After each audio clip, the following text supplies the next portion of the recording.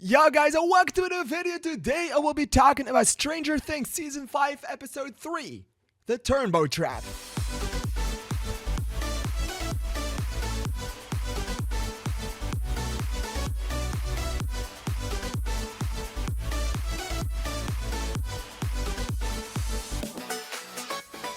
Alright, so the third episode of Stranger Things. It has been a day since the series release, and I can safely say that I'm very happy that they did not get spoiled. I have to say, Soups almost did it because when he posts his reactions to the series, he says spoiler alert, but the video with the spoiler is immediately under it, which is like the weirdest way to put a spoiler warning. Like, put the spoiler warning after the spoiler if you're gonna do it like that. And I almost got spoiled, but it's quick enough to scroll away, so I did not know anything. I saw just some red glows from the trailer where, in the trailer, it was I recognize the area from the trailer where Vecna was talking to Will, and he said, "You're gonna help me one last time." That part, so I think that will come in episode 4 because it wasn't in episode 3, of course. Yeah, if you haven't seen episode 3 yet, please go watch it and then come back later because I will talk about spoilers. And I have to say that this episode was my least favorite of the season so far. I thought it was good. I thought some great things happened in it, but overall, I thought it was just okay, interesting enough. I have to say the pacing of this series is incredibly great. Like, this hour went by like it was nothing. I felt like, okay, wow, this is already going to be the cliffhanger, but then it wasn't the cliffhanger. The cliffhanger happened around 10 minutes later with my mouth falling open so far you couldn't even believe it. I did not expect that one at all. Like, in the end, I was getting a little bit annoyed, like, oh, are they gonna Mr. What's-It us again with Holly now? Okay, this will be the second time they're gonna do it, to have some kind of mystery figure only having seen a hand or a foot or just a silhouette of it, but not the person itself. But then they did show us who it was in the end, and I never for my life would have expected it was Max. You can't believe how incredibly happy I am. She was a fucking badass, and she just said hi. I'm in love already. I loved that.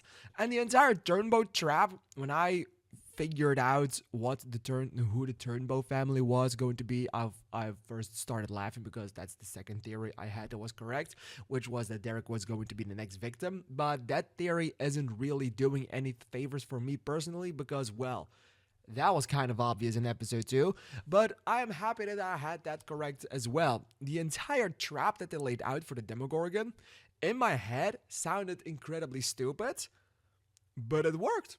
It worked for the best, and I was incredibly happy for them. The trap that they have put out, it was a good trap. It worked, which is more than you could hope for, which went, okay, congratulations on that. I'm very happy for you. Now,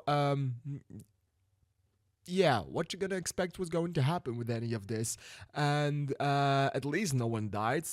Again, I still think that someone should have died from the parents of the Wheelers, but I am ready to take my chances. We are now getting into the mid-season finale already, so there's something to say about that. We still have one episode left that is around 1.5 hours long, so hey, that is where we are going right now.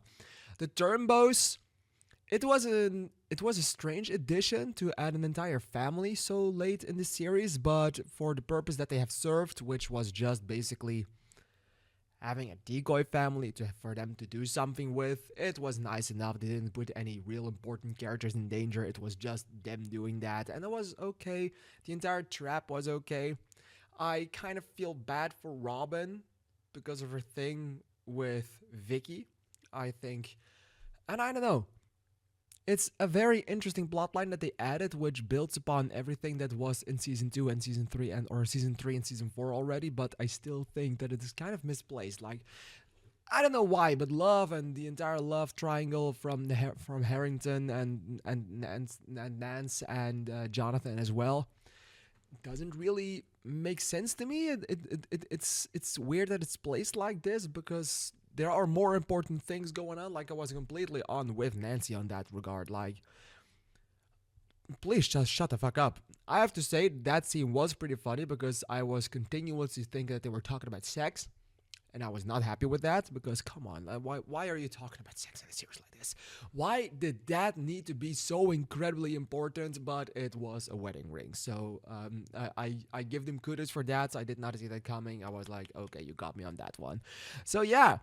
Vecna is doing really interesting stuff. Like, why take Holly in that house and why target Derek next? And the reveal that we got that Vecna is probably the one that has been taken by the military is really interesting and it's really good. And it's a really interesting stepping off point because you would not expect something like that.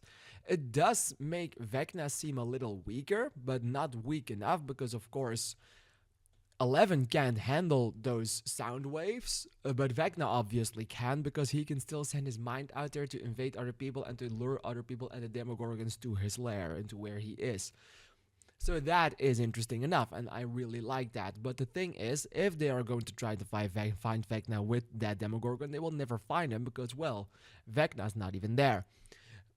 If that theory is correct and it is indeed Vecna that is locked up in that room, it's a really nice it's a really nice theory to go for, and it's really interesting to see where that story might go, as I do have a feeling we will see Vecna in the next episode. I do have a feeling that he will make his grand return in that one.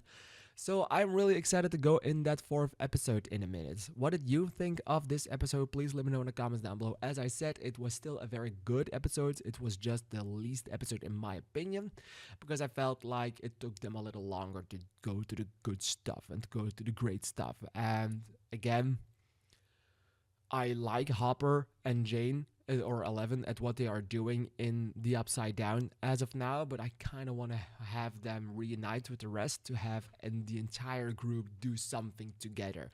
I love that the entire group, apart from those two, is doing all of that stuff together, and what they are doing with Will is incredibly interesting, and the dynamic of oh my god, I forgot the mother's name. Joyce. Jesus. Joyce, that's really good, and I really like that. And I feel like they are making Will an extremely important character, and I am definitely up for that. So in the end, I have to say I was really happy with this episode. It was just the least episode of the series. It is the episode you have to get through to get to the other good stuff, in my opinion, but still, I liked it very much. Will not give you a score. We'll keep that one for the end of the season. I just want to thank you for watching this reaction, and I will be back in a few hours with my reaction to that official 4th episode. What did you think? Let me know in the comments down below, because I'm really excited to hear your opinion on it. I want to thank you for watching, and I'd like to see you in the next video. Thank you, and bye bye.